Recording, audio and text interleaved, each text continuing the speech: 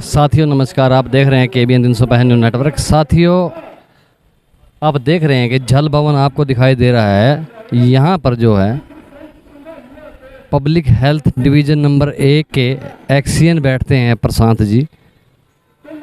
उन्हीं के विरोध में आप देख रहे हैं यहाँ पे Haryana government PWD mechanical workers union का ये धरना चला हुआ है। संबंधित है सर्व कर्मचारी संघ से। आप देख रहे हैं कि जो पब्लिक हेल्थ डिवीज़न नंबर 1 के अंतर्गत जितने भी कर्मचारी हैं यहाँ धरने पर पहुँचे हुए हैं। विरोध प्रदर्शन जो एक्सियन है इनके खिलाफ यहाँ किया जा रहा है। हालांकि समर्थन में जो दूसरे कर्मचारी हैं डिवीज़न नंबर 2 से कर्मचारी भी यहाँ पहुँचे हुए हैं। यहाँ पे कृष्ण शर्मा है, चेयरमैन हैं Haryana government PWD mechanical workers union के। बातचीत करेंगे, जानेंगे। सर नमस्कार। सर नमस्कार। नमस्कार जी, नमस्कार। क्या कहेंगे, लगातार आज दूसरा दिन हो गया आप लोगों को यहाँ ये विरोध प्रदर्शन करते हुए? हमें यहाँ दूसरा दिन हो गया और दूसरे दिन का असर आज गया है इनके ऊपर। एक्शन महोदय ने पहले रिटर्न में एक पत्र भेजा है संगठन को कि आप 29 तारीख को बातचीत के लिए आमंत्रित हैं। हमने कहा 29 को क्यों? हमने 25/6/2022 को मांग पत्र दिया था बातचीत के लिए। आपने एक बार भी संगठन को बातचीत के लिए नहीं बुलाया। जब हमने आंदोलन के लिए कॉल की, एक बार दोबारा फिर से पत्र लिखा। 13 तारीख का हमारा 13 जुलाई का धरना दिया जाना था। आपने समय दिया 15 तारीख का। 15 जुलाई को भी बातचीत का समय टालते हुए आपने उसको 17 कर दिया। 17 को टालते हुए 19 कर दिया। 19 की बजाय फिर वो 19 को हमें टाइम नहीं था, हमारी जो ना हेड ऑफिस में मीटिंग थी, तो हमने वो 20 का करवाया। खैर उसमें एक दिन तो हमने भी पोस्टपोन करवाया। वो 20 तारीख को 3 बजे के टाइम की बजाय एक्शन महोदय 4:45 बजे आते हैं। एक बार भी टेलीफोन नहीं किया उन्होंने, बल्कि हमने उनको टेलीफोन करके सूचित किया कि आपको 3 बजे मीटिंग में आना चाहिए था, आप नहीं आ पा रहे हैं। जब मीटिंग शुरू हुई तो मीटिंग में किसी प्रकार का कोई हल करने का कोई मुद्दा नहीं था। 4:45 3 बजे की बजाय 4:45 बजे मीटिंग शुरू हुई। काफ़ी लंबी चौड़ी विस्तृत मीटिंग होनी थी। कोई भी सब डिवीज़न का STO उपस्थित नहीं था। किसी भी ब्रांच का हेड ऑफ द ब्रांच उपस्थित नहीं था। हमने कहा कि ये आदमी कहाँ है जिनसे सवाल जवाब आप करोगे, पूछोगे, बल्कि अनऑथराइज अनवांटेड पर्सन इसने मीटिंग में बुलाए।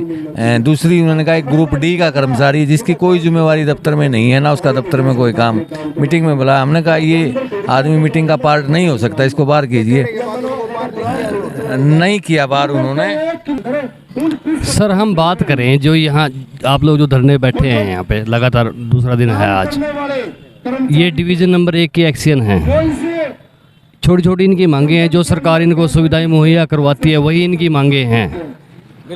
तो हम करनाल की बात करें, करनाल डिस्ट्रिक्ट की बात करें तो जो पब्लिक हेल्थ के 2 डिवीज़न हैं, जो दूसरे 2 नंबर के जो डिवीज़न के जो मतलब एक्सियन है वो अपनी पूरी मतलब के जो सुविधाएं इनको मिल रही है कर्मचारियों को वो दे रहे हैं। हाँ, वो लगभग समय पर दे रहे हैं। तो जो ये डिवीज़न नंबर 1 के जो एक्सियन है, इनमें ऐसी कौन सी पावर है जो कर्मचारियों के जो हित हैं उनकी अनदेखी कर रहे हैं? ये पावर नहीं है, ये लापरवाही है। लापरवाही है। जब भी संगठन जाता है बातचीत के लिए, मतलब संगठन हर रोज आंदोलन करने के लिए नहीं है कि वो छोटी छोटी बात पे आंदोलन करे। काफ़ी कहने के बाद, सहन करने के बाद जब बातचीत करने के लिए जाता है तो एक आश्वासन दे देता है। आश्वासन पर आश्वासन, आश्वासन पर आश्वासन, काम करना नहीं चाहता। इसके कार्यालय में किसी प्रकार के काम समय पर आज तक नहीं हुए हैं। अभी मैं आपको बताऊं, हरियाणा सरकार ने 2018 में मेडिकल भत्ते में बढ़ोतरी की। 500 रुपये से 1000 रुपये बढ़ोतरी की है। 1000 रुपये की जो बढ़ोतरी थी उसका एरियर 4 साल का उन विधवाओं का है जिनके पति इस विभाग में नौकरी पर काम करते थे और वो एक्सपायर हो गए। अब उन विधवाओं को क्या पता कि हमारा एरियर बढ़ना है। हमने इस अधिकारी को कहा कि उन विधवाओं के मेडिकल का 500 रुपये प्रति माह के हिसाब से एरियर भी बढ़ना है। 4 साल हो गया, आज तक एरियर नहीं दिया। यहाँ तक कि मृतक कर्मचारी के आश्रित का जो केस है रो पीट के उनकी विधवाएं यूनियन तक आती हैं, यूनियन उनका सहारा करती है। इस एक्शन है, जबकि हरियाणा सरकार के नियमानुसार जो डीडीओ है वो नोडल ऑफिसर है। यदि कोई कर्मचारी एक्सपायर हो जाता है, उसके प्रत्येक प्रकार के कागज वो नोडल अधिकारी जो डीडीओ है वो तैयार करवाएगा। लेकिन आज तक का रिकॉर्ड है कि कर्मचारी यदि एक्सपायर भी हो जाता है तो नोडल अधिकारी उसके घर तक नहीं जाके देखता कि क्या हुआ क्या नहीं मेरे कर्मचारी के साथ। मतलब इतनी बेगैरत इस अधिकारी के अंदर है, किसी प्रकार से कितना कह लो। आज हम आंदोलन पे बैठे हैं, इसको कितना कुछ कह लें, कल मीटिंग, आज शाम को मीटिंग होगी, मीटिंग में भी कितना कुछ कह लें इसको, हाँ भर लेगा, लेकिन उसके बाद फिर वही काम। मतलब क्या हम रोज रोज इसके ऊपर यहीं बैठे हैं। मैं कहना चाहता हूं कि मुख्यमंत्री का विधानसभा क्षेत्र है, मुख्यमंत्री का विभाग है, मतलब उसके विभाग में इतना लेट लतीफी करने वाला अधिकारी क्या इस प्रकार आराम से बैठ जाएगा? इस पे कुछ संज्ञान लिया जाना चाहिए। मुख्यमंत्री महोदय ने खुद संज्ञान लेना चाहिए कि मेरे विधानसभा के अंदर एक ही डिवीजन के कर्मचारी हैं, उनको सभी को जो रिटायर कर्मचारी हैं, एलटीसी भी सभी को बहुत पहले की मिल चुकी है, रिवाइज ग्रेचुइटी भी मिल चुकी है, उनको रिवाइज लिव इनकैशमेंट भी मिल चुकी है। जो दूसरे कर्मचारी हैं टाइम पे उनकी एसीपी भी मिल चुकी है, सब कुछ टाइम से मिलता है। दूसरी डिवीजन में क्यों नहीं? क्या ये कर्मचारी काम नहीं करते कि वो कर्मचारी ज्यादा बढ़िया काम करते हैं? एक ही संगठन के काम कर्मचारी हैं, हमारे में से आते कर्मचारी 2 नंबर में काम करते, आते कर्मचारी 1 नंबर में काम करते हैं। तो इतना भेदभाव क्यों? मेरे हिसाब से तो जो मुख्यमंत्री जी कहते हैं कि ईमानदार हैं, ईमानदार हैं, पता नहीं किस प्रकार के ईमानदार हैं। इतना ज्यादा ईमानदार रह के इतना शांत रहना, ये विधानसभा क्षेत्र में इस प्रकार के अधिकारी रहेंगे तो शायद मुख्यमंत्री की छवि ही धूमिल होगी, इससे और कोई ज्यादा वो नहीं है। हो सकता है कि मुख्यमंत्री के संज्ञान में ये मामला ना हो। हाँ, ये भी हो सकता है मुख्यमंत्री के संज्ञान में ना हो, क्योंकि हम आंदोलन करते हैं, मीडिया के माध्यम से हम बातें बताते हैं, हम पत्र भी लिखते हैं। ऐसा नहीं है, हमने पत्र भी लिखे हैं। इस मामले में लिखा पत्र? इस मामले में मुख्यमंत्री को पत्र नहीं लिखा, लेकिन प्रमुख अभियंता को, डीसी को और यहाँ के अधीक्षक अभियंता को पत्र लिखा है। लेकिन उनके पत्र लिखने के बाद भी किसी प्रकार की कार्रवाई नहीं है। मतलब हमने जो ये नोटिस दिया है इसकी एक प्रति यहाँ के अधीक्षक अभियंता को दी है, यहाँ के डीसी को दी है, एसपी को दी है, प्रमुख अभियंता को दी है, लेकिन उनकी तरफ से भी कोई कार्रवाई नहीं आएगी। इस पर संज्ञान नहीं लिया जाना चाहिए, किसी प्रकार का संज्ञान नहीं है। क्यों नहीं कार्रवाई? मतलब जो एक्शन है ये, जो डिवीजन नंबर 1 के जो एक्शन है, ये क्यों नहीं कार्रवाई इनके खिलाफ हो रही है? जबकि आपने भी बताया कि डिवीजन नंबर 2 के जो एक्शन है वो अपना काम सुचारू रूप से कर रहे हैं। एक्शन को हमें मतलब अंदेशा है कि कहीं ना कहीं इनकी मिली भगत जरूर है, कहीं ना कहीं किसी स्तर पर, क्योंकि इतना लापरवाह अधिकारी मुख्यमंत्री के विधानसभा क्षेत्र में नहीं रह सकता। मुख्यमंत्री के विधानसभा के क्षेत्र में रहने वाला कर्मचारी या अधिकारी बिल्कुल अप टू डेट काम करने वाला होना चाहिए, तभी वो रह सकता है। नहीं तो कहीं ना कहीं बड़े अधिकारियों के साथ, किसी न किसी मंत्री संतरी के साथ साठगांठ जरूर है इसकी किसी न किसी मामले पर, ये हम जरूर कहना चाहेंगे। जिला प्रधान जी, कल से आप यहाँ पे धरने पे एक तरह से यहाँ बैठे हुए, तो कितने का असर जो एक्शन के पास पहुंचा है, कितने का असर एक्शन को हुआ है? एक्शन को जी आज हम यहाँ दूसरा दिन हुए, एक्शन हमारे को अंदे इसमें दफ्तर में से आकर ना हमारे को लेटर मिला, भाई आप 29 तारीख ना मिल लो और ये धरना स्थगित कर दो। स्थगित तो हम नहीं करते, क्योंकि हमने नोटिस दे रखा भाई इतना मांग नहीं हमारी पूरी होती, इतना धरना स्थगित, धरना चलता रहेगा।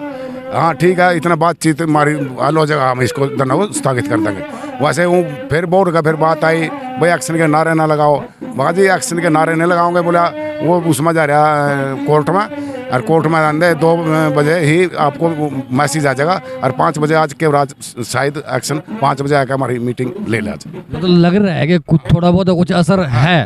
असर है जी, बढ़िया असर होया जी। जो हमारे इतने 2 दिन हो बैठे कर्मचारी जी, इतनी बादला की धूप में जी, ये तो एसी में बैठे, जहाँ बादला की धूप में बैठे कर्मचारियों को भी धन्यवाद है इनका जी, जो इतनी गर्मी धूप में बैठे यहाँ, और सारे कर्मचारियों को धन्यवाद करूँगा।